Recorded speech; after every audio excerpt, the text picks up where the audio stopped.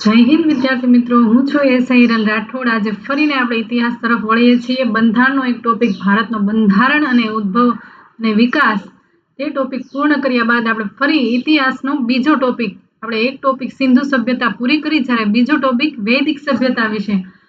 મારો એવો પ્રયત્ન છે કે તમને બધાને હરેક ટોપિક ડીપલી કરાવું, જેથી કરીને તમે જે પણ પબ્લિકેશનની કોઈ બુક રીડ કરી રહ્યા છો તો તમારે કોઈ અધર પબ્લિકેશન લેવું નહીં।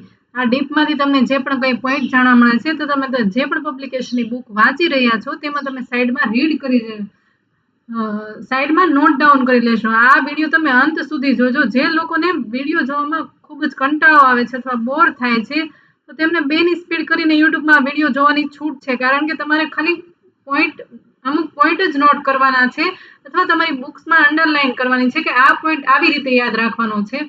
તો જે લોકોને ખરેખર ખાખી પહેરવી જ છે તે આજે વૈદિક સભ્યતા વિશે આજે આપણે ભણી લઈએ। તો શરૂ કરીએ વૈદિક સભ્યતાનો ભાગ 1। વૈદિક સભ્યતામાં 2 ટોપિક છે, એક ઋગ્વૈદિક કાળ છે અને બીજો છે ઉત્તર વૈદિક કાળ। તો આપણે આજે ઋગ્વૈદિક કાળ વિશે સમજીએ। હવે પછીના જે ટોપિક છે તે નાના છે, તે એટલા બધા મોટા ટોપિક નહીં હોય, એટલે તમને બોર નહીં લાગે। તો શરૂ કરીએ ઋગ્વૈદિક કાળ।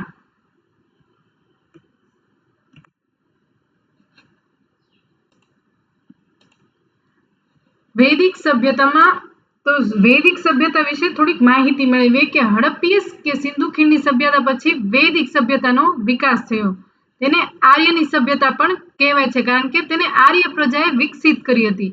આર્ય શબ્દનો સંસ્કૃતમાં ધાતુ પરથી ઉતરી આવેલો છે, જેનો અર્થ શું થાય છે? ઉત્તમ, શ્રેષ્ઠ કે ઉચ્ચ સંસ્કારી કુળમાં જન્મેલો। આર્ય એક જાતિવાચક નામ નથી, પરંતુ એક ભાષા જાણનાર વર્ગ માટે વપરાયેલો છે, જેની ભાષા શું હતી? સંસ્કૃત હતી। ઈસવીસન પૂર્વે 1500 થી ઈસવીસન પૂર્વે 800 ના સમયગાળામાં વૈદિક સભ્યતા વિકાસ પામી હતી। તેનો સમયગાળો ખાસ પૂછાઈ શકે, તેને 2 કાળખંડમાં વહેંચ્યા છે। મેં તમને પહેલા કીધું એમ, એક ઋગ્વૈદિક કાળ જે ઈસવીસન પૂર્વે 1500 થી ઈસવીસન પૂર્વે 1000, અને બીજો છે ઉત્તર વૈદિક કાળ જે ઈસવીસન પૂર્વે 1000 થી ઈસવીસન પૂર્વે 600। તમારે યાદ રાખવાના પોઈન્ટ છે કે હડપ્પી અને સિંધુ ખીણ બાદ વૈદિક સભ્યતા, તેને આર્ય સભ્યતા પણ કહે છે, કારણ કે આર્યોએ વિકસિત કરી। ધાતુ પરથી ઉતરી આવેલું છે, જે સંસ્કૃતના ધાતુ પરથી, જેનો અર્થ ઉત્તમ, શ્રેષ્ઠ કે ઉચ્ચ સંસ્કારી સ્કૂળમાં જન્મેલો। જાતિવાચક નામ નથી, ભાષા જાણનાર વર્ગ માટે વપરાયેલો છે। વૈદિક સભ્યતાનો સમયગાળો ઈસવીસન પૂર્વે 1500 થી 800। તેના 2 ભાગ છે, એક ઋગ્વૈદિક કાળ અને બીજો ઉત્તર વૈદિક કાળ। ઋગ્વૈદિક કાળનો સમયગાળો 1500 થી 1000, જ્યારે વૈદિક કાળનો 1000 થી 600। આગળ વાત કરીએ તો આર્યો ક્યાંથી આવ્યા હતા? તો આર્યનો અર્થ તો તમે પહેલા જાણ્યો જ છે, ઉત્તમ, શ્રેષ્ઠ કે ઉચ્ચ કુળમાં જન્મેલ માનવી। ઇન્ડો યુરોપિયન વર્ગની ભાષા બોલતા હતા। આર્યોની ભાષા કઈ હતી? સંસ્કૃત હતી। આર્યોના વતન બાબતે અમુક વિદ્વાનોના મત જુદા જુદા છે। બાળ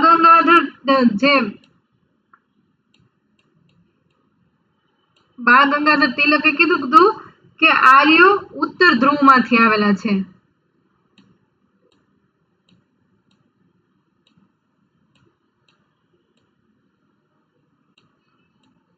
ઉત્તર ધ્રુવમાંથી આર્યો આવેલા છે એવું કોણે કીધું હતું? બાળ ગંગાધર તિલકે તેમના આર્કટિક હોમ ઓફ વેદાસ પુસ્તકમાં। જ્યારે દયાનંદ સરસ્વતીએ કીધું હતું કે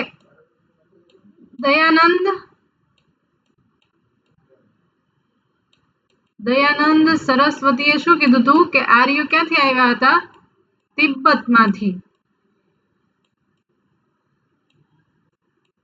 તિબ્બતમાંથી આવ્યા હતા।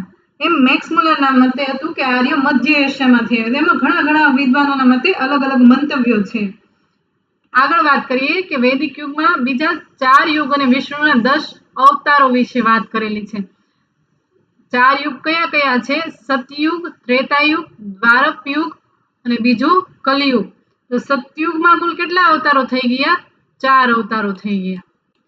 જ્યારે ત્રેતાયુગમાં તેમાં પણ 4 અવતારો અને પછી 2 અને 1। તો સતયુગમાં મત્સ્ય અવતાર, કૂર્મ અવતાર, વરાહ અવતાર અને નરસિંહ અવતાર। ત્રેતાયુગમાં વામન અવતાર એટલે કે ઠીંગણા વ્યક્તિ, પરશુરામ અવતાર અને રામ અવતાર। જ્યારે દ્વાપર યુગમાં કૃષ્ણ અને બુદ્ધ। અને કલિયુગમાં કલ્કી અવતાર જે ભવિષ્યમાં જન્મ લેશે. કલયુગ હજી આવ્યો નથી. માછલીમાંથી કાચબો થયો, કાચબો બન્યા પછી વરાહ એટલે કે માછલી છે એ જળમાં રહે, જ્યારે કાચબો જળ અને જમીન પર બે પર રહે, જ્યારે પછી વરાહ એટલે કે પશુ એવું આવ્યું. પછી પશુમાંથી માનવ બન્યો એટલે કે નરસિંહ, અડધો માનવી અને અડધો માનવ. પછી નરસિંહમાંથી અડધા માનવ અને પશુમાંથી વામન એટલે કે ઠીંગણો માનવ આવ્યો. એ તમારે એ રીતના યાદ રાખવાનું. ઠીંગણા માનવમાંથી ઊંચો એટલે શિકાર કરનાર પરશુરામ આવ્યા. પરશુરામ એ શિકાર કરતા હતા. પછી સત્પુરુષ એટલે કે રામ ભગવાન આવ્યા. રામ ભગવાન પછી તો તમને યાદ રહી જશે કૃષ્ણ અને બુદ્ધ, અને કલ્કી અવતાર ભવિષ્યમાં જન્મ લેશે. ત્યારબાદ વાત કરીએ આપણે ઋગ્વેદિક કાળ. તેનો સમયગાળો શું છે? ઈસવીસન બિફોર કાસ્ટ એટલે ઈસવીસન પૂર્વે 1500 થી રિટર્ન તમારે જાણવું છે 1000. તો વૈદિક સભ્યતા ગ્રામીણ સભ્યતા હતી. જ્યારે હડપ્પીય સભ્યતા કેવી હતી? નગરીય સભ્યતા. તેનો મુખ્ય વ્યવસાય પશુપાલન અને કૃષિ ગૌણ વ્યવસાય હતો. આર્યોનું જીવન અસ્થિર હતું એટલે કે એકબીજાથી બીજી જગ્યાએ સ્થળાંતર કરતા હતા. કબીલાઈ જીવન જીવતા હતા. કીધું ને મેં, એક જગ્યાએથી બીજી જગ્યાએ સ્થળાંતર કરતા હતા. આર્ય જનો એટલે કે કબીલામાં વિભાજિત હતા. તેની માહિતી ક્યાંથી મળે છે? વેદોમાં મળે છે. તેના મુખ્ય 5 જન હતા, પંચજન તરીકે ઓળખાય: અનુ, દુહ્ય, યદુ, પુરુ અને તુર્વસ. આર્યનું ભારતમાં આગમન ક્યારે થયું હતું? ઈસવીસન પૂર્વે 1500માં. પુરાતાત્વિક પ્રમાણ મળતું નથી. આર્યોની માહિતી ક્યાંથી મળે છે? વૈદિક સાહિત્ય તથા ઉત્તર વૈદિક સાહિત્યમાંથી મળે છે. શ્રુતિ એટલે કે સાંભળીને લખેલું સાહિત્ય તથા સ્મૃતિ સાહિત્ય કહેવાય છે. શ્રુતિ અર્થાત વૈદિક સાહિત્યમાં 4 વેદો, બ્રાહ્મણ ગ્રંથ, આરણ્યક અને ઉપનિષદને ગણવામાં આવે છે. શ્રુતિ એટલે ઉપનિષદ, વેદાંગ. સ્મૃતિ સાહિત્યમાં શું આવે છે? જ્યારે ઉપનિષદ, વેદાંગ, પુરાણ, સૂત્ર, સ્મૃતિગ્રંથ અને ષડદર્શન વગેરે ક્યાં?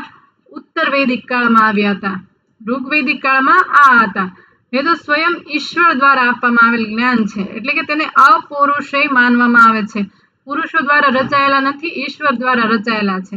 જે પેઢી દર પેઢી મૌખિક સ્વરૂપે ચાલી આવ્યું છે તે માનવામાં આવે છે.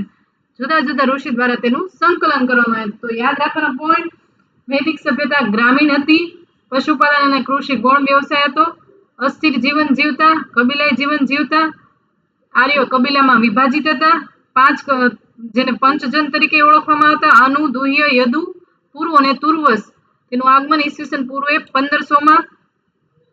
આર્યોની માહિતી વૈદિક સાહિત્ય અને ઉત્તર વૈદિક સાહિત્યમાંથી મળે છે. જે શ્રુતિ તથા સ્મૃતિ સાહિત્યમાં વહેંચાયેલું છે. શ્રુતિ સાહિત્ય એટલે સાંભળીને લખેલું, જ્યારે સ્મૃતિ સાહિત્ય એટલે યાદ કરીને લખેલું સાહિત્ય. શ્રુતિમાં કયો? જે સાંભળીને લખેલું હોય એવા વેદો છે, બ્રાહ્મણ ગ્રંથો છે, આરણ્યક છે અને ઉપનિષદ છે.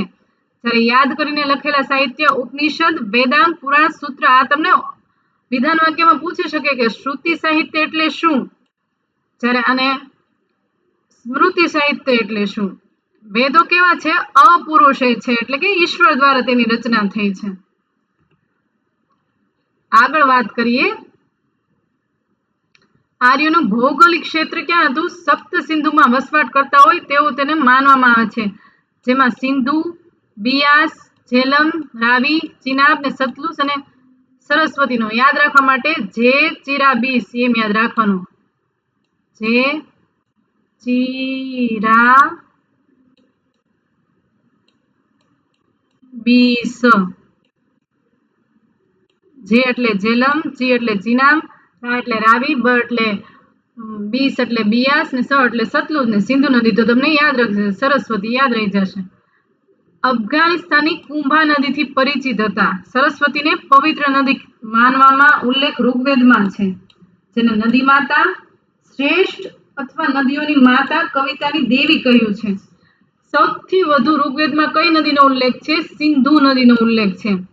જ્યારે ગંગા નદીનો ઉલ્લેખ માત્ર 1 વાર છે ને યમુના નદીનો 3 વાર છે. યમુનાના 3 શબ્દો છે એટલે 3 વાર યાદ રાખવાનું. ઋગ્વેદના 10મા મંડળમાં નદી સ્તુતિ છે, જેમાં કેટલી નદીઓનું? 40 નદીનું વર્ણન છે. સરસ્વતી તથા ઘગ્ગર નદી વચ્ચે જે પ્રદેશ પવિત્ર પ્રદેશ માળવા તરીકે ઓળખાતો, જેને બ્રહ્માવત તરીકે ઓળખાતો હતો. ઋગ્વેદમાં હિમાલય તથા એક શિખર મુજવંતનું વર્ણન છે. ઋગ્વેદમાં જ્યાંથી સોમ નામનું પવિત્ર પીણું મળતું હતું. સોમ નામનું પવિત્ર પીણું એક જાતની મદિરા એ ક્યાં મળતું હતું?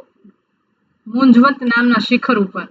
ઋગ્વેદમાં 4 સમુદ્રોનો ઉલ્લેખ છે. કયા કયા? અપાર, પૂર્વ, સરસ્વત અને શર્પણાવત. અથર્વવેદમાં કુરુક્ષેત્ર, અંગ, મગધનું વર્ણન છે. કાઠક સંહિતામાં પાંચાળ ક્ષેત્રનું વર્ણન છે. આ પોઈન્ટ તમને અઘરા પડશે, પરંતુ તમે એકવાર વિડીયો જોઈ લેશો, પછી બીજી વાર તમે સ્પીડમાં વિડીયો જોશો એટલે તમને ઘણું ખરું યાદ રહી જશે. તમે જે બુક રીડ કરો છો તમે સાઈડમાં નોટ ડાઉન, વધારાની જે પણ માહિતી મળે છે સાઈડમાં નોટ ડાઉન કરતા રહો, જેથી તમારો કોઈ પોઈન્ટ છૂટે નહીં. આગળ વાત કરીએ તો વેદકાલીનની રાજ્ય વ્યવસ્થા કેવી હતી? તો તમને ખ્યાલ છે, આગળ કીધું કબીલાઈ હતી અને તેના 5 વિભાગ પડતા, પંચજન્ય કહેવાતા. પશુપાલન સાથે સંકળાયેલા હતા અને તેમની સમાજ વ્યવસ્થા કેવી હતી? ભટકતી હતી, એટલે કે અસ્થિર રાજ વ્યવસ્થા હતી. આ કાળમાં ગણ, વિધત, સભા અને સમિતિ જેવી 4 સંસ્થાઓ હતી. કબીલાનું જે રક્ષણ કરતા, જેને ઋગ્વેદમાં શું કીધું છે? ગોપ્તા જનસ્ય કહેવાયું છે. જો રાજ્યનો વિસ્તાર વધે તો 100 ગામના વડા નીમવામાં હતા. તેને શતપતિ, 100 એટલે શતપતિ કહેવામાં આવતા. કબીલાના એક પરિવારને કુલ અને તેના વડા કોણ હતા? કુલ અથવા કુલપતિ, જે પરિવારના પિતા અથવા મોટા ભાઈ રહેતા. આ પૂછાઈ શકે કે કુલ એટલે કુલપતિ, જોડકામાં પણ પૂછાઈ શકે. ઘણા આ કુલ મળીને શું બનતું? ગ્રામ બનતું, ને ગ્રામના વડાને ગ્રામીણ કહેવાતો. ઘણા ગામ મળીને એક વિશ બનતું અને વિશના પ્રધાન વિશપતિ. જો 100 ગામડા હોય તો તેને શતપતિ કહેવાતું. પછી ઘણા પરિવાર મળીને કુલ કહેવામાં આવતું. કુલના વડા કુલ અથવા કુલપતિ, અને ઘણા બધા કુલ મળીને એક ગ્રામ બનતું. ગ્રામના વડા ગ્રામીણ.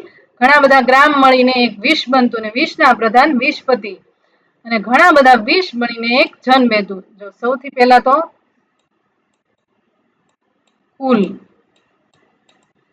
કુલ બાદ ગ્રામ, ગ્રામ બાદ વિશ,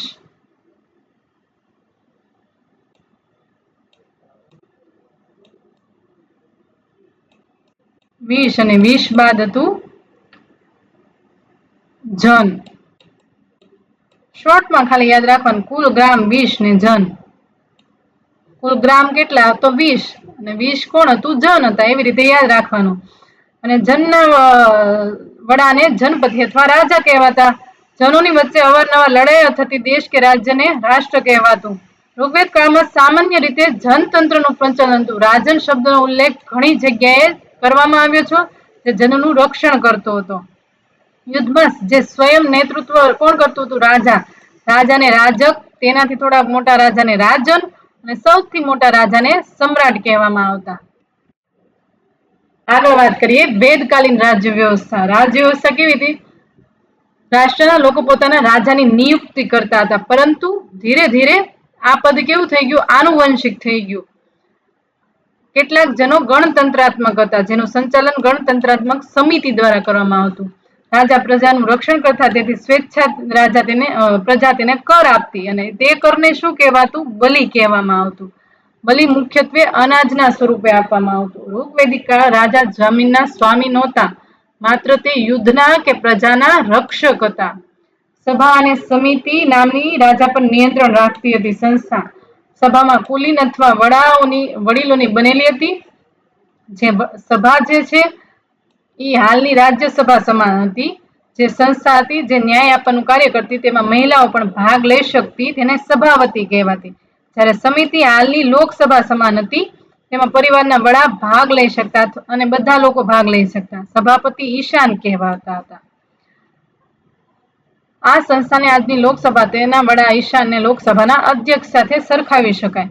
આ ઉપરાંત ગણ અને વિદત નામની સંસ્થાઓ પણ હતી. વિદત એક વિદ્વાનની સંસ્થા હતી, જેમાં ધાર્મિક દાર્શનિક પ્રશ્નો પર ચર્ચા કરાતી હતી. આર.એસ. શર્માના મત મુજબ સૌથી પ્રાચીન જનસભા હતી. વિદતમાં મહિલા તથા પુરુષ બંને ભાગ લઈ શકતા હતા. આ સમયમાં મૃત્યુ પ્રથા ન હતી. મૃત્યુદંડ આપવાની પ્રથા ન હતી, પરંતુ અપરાધીને ધનદાન આપીને મુક્તિ આપવામાં આવતી હતી. ખાસ એ તમારે યાદ રાખો ને, એમાંથી તમને વિધાન વાક્ય પ્રશ્નો પૂછી શકે. વેદકાલીન સમાજ વ્યવસ્થા કેવી હતી? સમાજ વ્યવસ્થા પિતૃ સત્તાત્મક હતો, પરંતુ નારીને સન્માન આપવામાં આવતું હતું. લગ્ન પરિપક્વ ઉંમર થતા હતા મહિલાઓ વિદ્યાભ્યાસ કરી શકતી હતી. વૈદિક કાળમાં નારીઓ મુખ્ય વિદિશીઓ, લોપામુદ્રા, ઘોષા શીખતા અને વિશ્વારા હતી. પરિવાર સમાજનો મુખ્ય એકમ હતો. પરિવારના વડા શું કહેવાતા? કુલપ અથવા ગૃહપતિ તથા કુલપતિ તરીકે. અને સંયુક્ત પરિવારની પ્રથા હતી. આ પોઈન્ટ તમારે ખાસ જોઈ લેવાનો છે, કારણ કે તમને વિધાન વાક્યમાં પૂછી શકે છે. પિતૃ સંપત્તિના ઉત્તરાધિકારી પુત્રને મળતું, પુત્રીને કોઈ અધિકાર ન હતો. ઋગ્વેદમાં વર્ણ શબ્દનો અર્થ રંગ અથવા વ્યવસાય માટે વપરાયેલ છે, તેમ છતાં વર્ણ વ્યવસ્થા ઉદ્ભવી હતી. બ્રાહ્મણ, ક્ષત્રિય, વૈદ, શૂદ્ર આમ કેટલા વર્ગો હતા? 4 હતા. જાતિ આધારિત નતા, પરંતુ વ્યવસાય કે કાર્ય આધારિત હતા. એક પરિવારના સભ્યો અલગ અલગ વ્યવસાય કરી શકતા હતા. વ્યવસાય જન્મ પર આધારિત ન હતો. બાળ વિવાહની પ્રથા ન હતી. આંતરજાતીય વિવાહ થતા હતા. પડદા પ્રથા ન હતી. નિયોગ પ્રથા પ્રચલિત હતી, જેમાં વિધવા મહિલાઓ પોતાના દેવર સાથે લગ્ન કરવા એટલે નિયોગ પ્રથા કહેવાતું. આ ઉપરાંત વિધવા સ્ત્રી અન્ય પુરુષ સાથે પણ લગ્ન કરી શકતી હતી. સતી પ્રથા વૈદિક કાલીનમાં નહોતી. રાજનીતિમાં પણ ભાગ લઈ શકતી. આ પોઈન્ટ તમારે ખાસ યાદ રાખવાના છે અને નોટ ડાઉન કરી લેવાના છે. આગળ વાત કરીએ તો ઋગ્વૈદિક કાલીનની અર્થવ્યવસ્થા કેવી હતી? પશુપાલક તો તેમનો વ્યવસાય હતો, પણ સાથે તેઓ કૃષિનો વ્યવસાય પણ કરતા હતા. દૂધ, માંસ અને ચામડું મેળવવા તેઓ ગાય, ભેંસ, ઘેટા, બકરા અને ઘોડા પાળતા હતા. ગાયને ધન માનવામાં આવતું હતું. તેને મદરાની જેમ માનવામાં આવતું. મોટા ભાગના યુદ્ધો ગાય માટે લડાતા, જેને ગવેષણા શબ્દનો પ્રયોગ થતો, જેનો શાબ્દિક અર્થ ગાયોની શોધ કરવી. સંસ્કૃતમાં ગૌ શબ્દ પરથી ગાય શબ્દ ઉતરી આવ્યો છે. ધનવાન વ્યક્તિને ગોમત, પુત્રીને દુહિત્રી અથવા ગાયનું દૂધ દોહનાર તરીકે ઓળખવામાં આવતું. ગાયને અધન્ય અર્થાત ન મારવા યોગ્ય કહ્યું છે. વૈદિક કાલીન વ્યવસ્થામાં ઋગ્વેદમાં તેનો ઉલ્લેખ છે. તેને પવિત્ર માનવામાં આવતું અને સંપૂર્ણ ઈચ્છાઓ પૂર્ણ કરનાર કામદા કહેવામાં આવતી. પશુઓની સંખ્યામાં વૃદ્ધિ માટે અનેક પ્રાર્થનાઓ કરવામાં આવતી. વૈદિક કાલીન સમાજ કેવું હતું? ભટકતું જીવન જીવતા. ઋગ્વૈદિક કાલીન આર્યોની અર્થવ્યવસ્થા પશુપાલન આધારિત હતી, કૃષિ પ્રધાન ન હતી. તેમ છતાં કૃષિ પણ સૌથી પ્રથમ વ્યવસાય કેવો કરતા હતા? પશુપાલનનો. તેમ છતાં કૃષિ પણ કરતા હતા. ખેતીની શરૂઆત કરતા પૂજન દ્વારા કરતા, અને લણણી પહેલા તેઓ ઈષ્ટ દેવને ચડાવ્યા વિના કોઈ પણ વસ્તુ આરોગતા નતા. શિકારી, સુથારી કામ, વણાટ કામ અને ધાતુને ગાળવાનું કામ પણ તેઓ જાણતા હતા. હવે મુખ્ય 4 વેદોની વાત કરીએ તો 4 વેદોને સંહિતા તરીકે પણ ઓળખવામાં આવે છે. ઋગ્વેદ સૌથી મોટો ગ્રંથ. દેવતાઓની પ્રાર્થના અને સ્તુતિ છે. તેના સંકલન કરતા મહર્ષિ કૃષ્ણ દ્વૈપાયન એટલે કે વેદ વ્યાસ હતા. એમાં 10 મંડળ, 1028 સૂક્તો છે. 2 થી 7 મંડળ સૌથી પ્રાચીન છે, અને 1, 8, 9, 10 મંડળ પછીથી ઉમેરાયા છે. એના બ્રાહ્મણ ગ્રંથો કયા છે? ઐત્રેય અને કૌશિતકી છે. ઋગ્વેદની ભાષા સંસ્કૃત તથા લિપિ કેવી છે? બ્રાહ્મી છે. દશરાગ યુગનું વર્ણન 7મા મંડળમાં છે. આ ખાસ યાદ રાખવાનું છે કે ઋગ્વેદનું ઉચ્ચારણ કરનારને હોતૃ અથવા હોતા કહેવાય છે. હોતૃ. અસતો માં સદગમય ગાયત્રી મંત્ર ઋગ્વેદના 3જા મંડળમાં છે, જેની રચના કોણે કરી હતી? વિશ્વામિત્રીએ કરી હતી. તો ઋગ્વેદનો ઉપગ્રંથ કયો છે? આયુર્વેદ છે. યજુર્વેદ, તેમાં શું સમાવેશ થયો છે? યજ્ઞના નિયમો તથા બલિ સંબંધિત મંત્રો છે. 2 ભાગમાં યજુર્વેદને વહેંચાયેલો, શુક્લ યજુર્વેદ અને કૃષ્ણ યજુર્વેદ. યજુર્વેદના અંતિમ અધ્યાય ઈશોભનિત છે. યજુર્વેદના જાણનારને શું કહેવાય? અર્ધવયુ. જ્યારે ઋગ્વેદના જાણનારને હોતૃ કહેવાય છે. ગાંધર્વ વેદ યજુર્વેદનો ઉપવેદ છે. ઋગ્વેદનો કયો છે? આયુર્વેદ.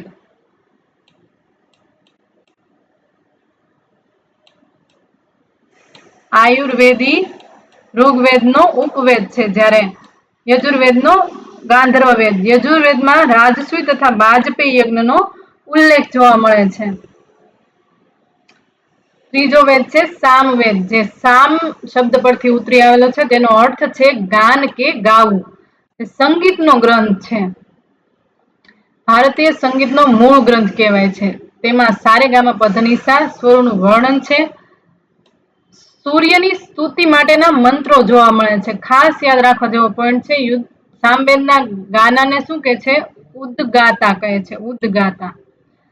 તેના મુખ્ય ઉપનિષદો કોણ છે? છાંદોગ્ય અને જૈમિનીય છે. તેના બ્રાહ્મણ ગ્રંથો 25, 26, જૈમિની અને છાંદોગ્ય. હવે વાત કરીએ અથર્વવેદ, સૌથી છેલ્લે રચાયેલો ગ્રંથ, અને તેને મોટા ભાગના લોકો વેદ માનતા નથી. તેમાં રોગ નિવારણ, મંત્ર, જાદુ ટોણા, ઔષધિ તથા ભૂત પ્રેત બાબતના મંત્રો છે. અથર્વા ઋષિના નામ પરથી તેનું નામ અથર્વવેદ પડ્યું. તેની રચના બધા વેદોના અંતમાં કરવામાં આવી હતી. અથર્વવેદને બ્રહ્મવેદ પણ કહેવાય છે. તેનો અર્થ શ્રેષ્ઠ વેદ થાય છે. અથર્વવેદમાં 20 અધ્યાય, 731 સૂક્ત તથા 6000 મંત્ર છે. અથર્વવેદ જાણનારને બ્રહ્મ અથવા બ્રહ્મજ્ઞાની કહેવાય છે. અથર્વવેદનો ઉપવેદ શિલ્પવેદ છે, જ્યારે સામવેદનો ગાંધર્વ વેદ છે. ગાંધર્વ વેદ. અથર્વવેદનો આયુર્વેદ, જ્યારે ઋગ્વેદનો ધનુર્વેદ, સામવેદનો ગાંધર્વ વેદ અને અથર્વવેદનો શિલ્પ વેદ છે. અથર્વવેદમાં સભા અને સમિતિ એ પ્રજાપતિની 2 પુત્રીઓ તરીકે વર્ણવેલ છે. હવે છેલ્લા પોઈન્ટની વાત કરીએ, બ્રાહ્મણ ગ્રંથો અને આરણ્યકો. આ તમને પોઈન્ટ વાઇઝ પણ પૂછી શકે કે ઋગ્વેદ પછી કયા ગ્રંથો વેદો પછી કયા ગ્રંથો રચાયા? તો વેદો પછી બ્રાહ્મણ ગ્રંથો, બ્રાહ્મણ ગ્રંથો પછી આરણ્યક ગ્રંથો. એવી તમને વિધાન વાક્યમાં પૂછી શકે. વૈદિક સભ્ય બ્રાહ્મણ ગ્રંથની રચના ઋગ્વૈદિક કાળમાં થઈ. તેની રચના યજ્ઞના વિધાનોને પ્રતિપાદન કરવા માટે અને ક્રિયાઓને સમજવા માટે બ્રાહ્મણ ગ્રંથની રચના થઈ. બ્રહ્મનો અર્થ યજ્ઞ થાય છે. યજ્ઞ માટે વેદ મંત્ર, વ્યુત્પત્તિ, અર્થઘટન, વિનિયોગ વગેરેનું માર્ગદર્શન બ્રાહ્મણ ગ્રંથોમાં જોવા મળે છે. બ્રાહ્મણ ગ્રંથ બાદ આરણ્યકો રચાણા. સંહિતાએ બ્રાહ્મણ ગ્રંથો પછી આરણ્યક રચાયા. આ વેદનો જ એક ભાગ ગણાય છે. આર્યોએ તેના જીવનનો અંતિમ ભાગ સંન્યાસ આશ્રમમાં જંગલમાં લઈને ચિંતન કરીને અરણ્યકોની રચના કરી. તેમાં યજ્ઞો સાથે આધ્યાત્મિક સ્વરૂપનું વિવેચન જોવા મળે છે. બ્રહ્મ અને આત્માના તત્વજ્ઞાનનો ઉપદેશ આરણ્યકમાં અપાયેલો છે. આધ્યાત્મિક અને તાત્વિક દ્રષ્ટિએ વિશેષ મહત્વ છે. દરેક વેદના અલગ અલગ આરણ્યકો છે. આ તમારે ખાસ યાદ રાખવા જેવું છે. ઋગ્વેદનો ઐત્રેય અને કૌશિતકી, યજુર્વેદનો તૈત્રીય અને બૃહદારણ્યક, સામવેદનો જૈમિની અને છાંદોગ્ય, અથર્વવેદનો કોઈ આરણ્યક નથી. આ તમારે વિધાન વાક્યમાં પૂછાઈ શકે. બ્રાહ્મણ ગ્રંથો બાદ આરણ્યકો અને આરણ્યકો બાદ ઉપનિષદોની એટલે કે વેદાંતની રચના થઈ. ઉપનિષદને ભારતીય દર્શનના પિતા અને સ્ત્રોત ગણવામાં આવે છે. ઉપનિષદ એટલે વેદનો જ ભાગ ગણાય છે. ઉપનિષદ શબ્દનો બનેલો છે. ઉપ એટલે કે પાસે અને સમીપ એટલે નિષેધ બેસનારો એટલે પાસે બેસનારો. આમ તેનો અર્થ ગુરુ અથવા પરમ તત્વના ચરણોમાં બેસીને રહસ્યમય કે ગૂઢ જ્ઞાન મેળવવું એવો થાય છે. ઋગ્વૈદિક સાહિત્યના અંતમાં રચાયું હોવાથી તેને વેદાંત, વેદ એટલે વેદ અંત, અંતમાં રચાયેલું સાહિત્ય એટલે વેદાંત અથવા ઉપનિષદ. ઉપનિષદની સંખ્યા કેટલી? 108 છે, પરંતુ હાલ કેટલા? માત્ર 12 ઉપનિષદ ઉપલબ્ધ છે. વેદ મુજબ અલગ અલગ ઉપનિષદો જોવા મળે છે. છાંદોગ્ય ઉપનિષદમાં અદ્વૈતવાદની પ્રતિષ્ઠા કરવામાં આવી છે, જેમાં આત્મા અને બ્રહ્મ એક જ દર્શાવેલ છે. ધર્મનું પાલન કરવું, સત્ય બોલવું, સ્વાધ્યાયમાં આળસ ન કરવું, માતા પિતા અને અતિથિ દેવ માનવા ઉપદેશો વગેરે. કયા આવા ઉપદેશો શેમાં આપેલા છે? તો એવો પણ વિધાન વાક્યમાં પ્રશ્ન પૂછી શકે. અહીંયા ઋગ્વેદ કરી શકે, આરણ્યકો કરી શકે, બ્રાહ્મણ ગ્રંથો કરી શકે, ઉપનિષદ પણ કરી શકે, અને નીચે પૂછે કે કયા વિધાનો નીચેનામાંથી સાચા છે, કયું વિધાન સાચું છે. એ રીતે પણ તમને પૂછી શકે. થેન્ક યુ વિદ્યાર્થી મિત્રો. આશા રાખું કે તમે આ વિડીયો જોશો અને તમને કઈ પોઈન્ટ પણ જાણવા મળે તો તમે નોટ ડાઉન કરશો. ખાસ તમારે આમાંથી જે પણ નવા પોઈન્ટ જાણવા મળે છે તે પોઈન્ટ તમારે તમારી બુકમાં નોટ કરવાના છે. જે લોકો શોર્ટ નોટ બનાવે છે તેને શોર્ટમાં મેં કીધું છે કઈ રીતે યાદ રાખવું, તે ખાલી શોર્ટ નોટમાં લખવાનું છે. તમારે આની લેન્ધી શોર્ટ નોટ બનાવવાની નથી, જેથી કરીને તમે રિવિઝન કરો તો તમે ફક્ત અડધા દિવસમાં તમે એનું રિવિઝન કરી શકો. ત્યાં આગળનો હવે વૈદિક યુગમાં ખાલી આપણે 2 જ ભાગ છે, એક ઋગ્વૈદિક કાળ અને ઉત્તર વૈદિક કાળ. નેક્સ્ટ ભાગ જે ઉત્તર વૈદિક કાળ છે તે ઝડપથી પૂર્ણ થઈ જશે અને ખૂબ જ શોર્ટ નાના એવા વિડીયોમાં તમને સરળતાથી સમજાઈ શકે. ત્યાં સુધી તમે યુટ્યુબ ચેનલ સાથે જોડાયેલા રહો. અબ કી બાર ખાકી સવાર. જય હિન્દ, જય ભારત.